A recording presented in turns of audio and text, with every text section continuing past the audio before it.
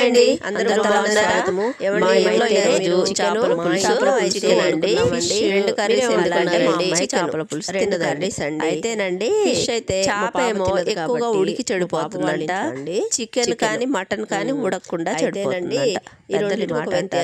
ఈ రోజు మా ఇంట్లో చేపల పులుసు ఎక్కువగానే ఉడికినట్టు అనిపించిందండి. చికెన్ కానీ ఉడకనండి. ఈ చేపల పులుసు మా అమ్మ చాలా బాగా చేస్తుందండి.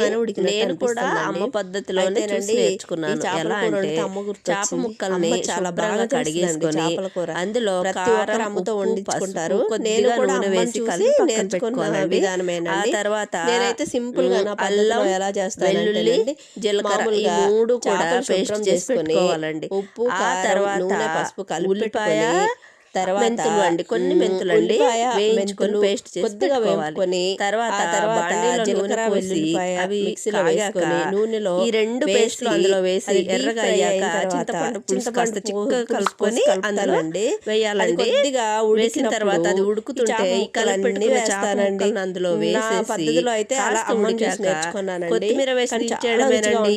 యమ్మీ యమ్మీ, ట్రై చేసి చూడండి, ఒకసారి ట్రై చేయండి. బాయ్.